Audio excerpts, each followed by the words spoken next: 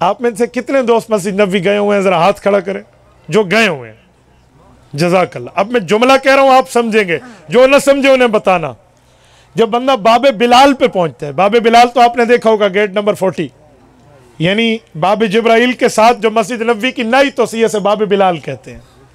बाबे बिलाल पे आप आए ना, बाबे बिलाल से 4 सतून क्रॉस करे, 5वें से लेकर 7वें सतून तक जो मस्जिद नबवी है, ये वो जगह है जो हजरत मौलाना हुसैन अहमद मदनी रहमतुल्लाह अलैह का घर था, फिर हजरत शेख ज़करिया को मिला, आज इन्हीं का घर मस्जिद नबवी का हिस्सा बन चुका।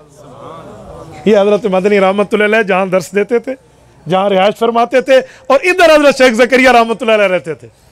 और अल्लाह ने उलमाए देवबंद से क्या खिदमत सर अंजाम दिया यार।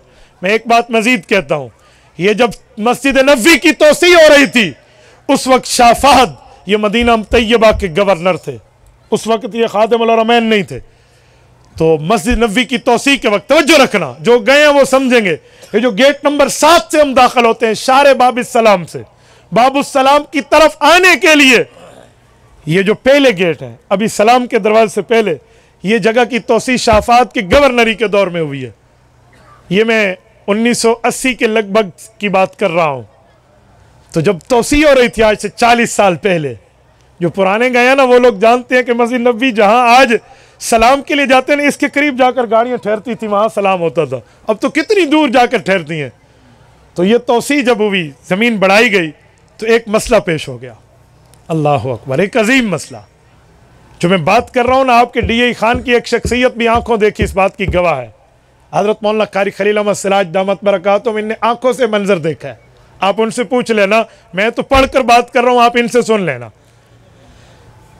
जब मस्जिद नबवी की इस जगह की तोसी की बारी आई तो एक अजीब मसला पेश हुआ। वो क्या कि यहाँ हजरत अब्दुल्ला की कब्र है, हुज़ूर पाक के अब्बा जान रजी अल्लाह अन्हु, हजरत अब्दुल्ला की कब्र।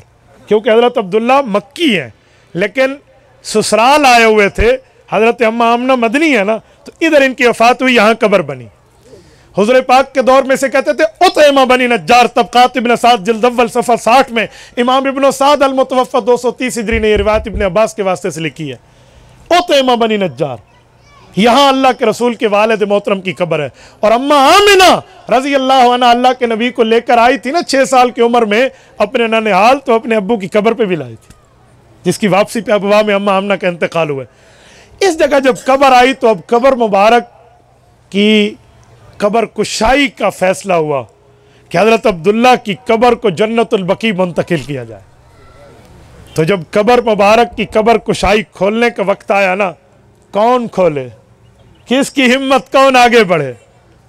हजरत मौलाना आशिक इलाही, ये जो मैदान देवबंद के इस बंदे की बात कर रहा हूँ जिन्हें इनामुल बारी में अशार जमा किए हैं, इनके फैसले और मशवरे के मुताबिक कहा हुजूर पाक के वालिद की कब्र को हाथ आम मजदूर नहीं लगाएगा, पहली कुदाल वो मारेगा जो उन्हीं के इलाके का है, जो हुजूर पाक सल्लल्लाहु अलैहि वसल्लम के रोज़े की सफाई करते हुए आ रहे हैं। जो हुजूर के रोज़े की सफाई वाले हजरात बैठे हैं ना, अफ्रीकन हजरत बिलाल के इलाके वाले, वो नस्ल दर नस्ल जो आ रहे हैं, वही बंदा आएगा खादिम रोज़ा, और वो हुजूर पाक के वालिद की कब्र को खोदना शुरू करेगा।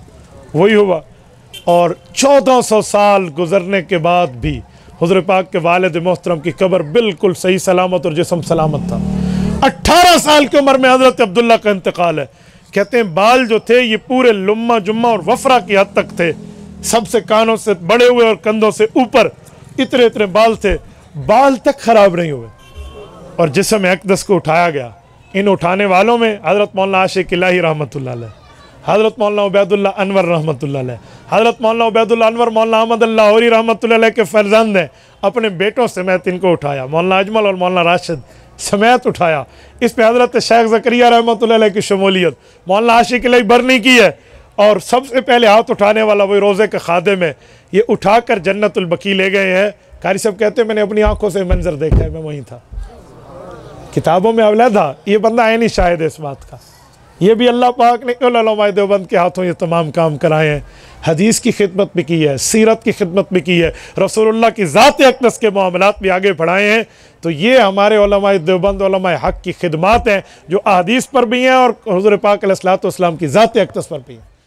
तबारकल्लज़ी नज़्ज़लल फ़ुरक़ान अला अब्दिही लियकून लिलआलमीन नज़ीरा।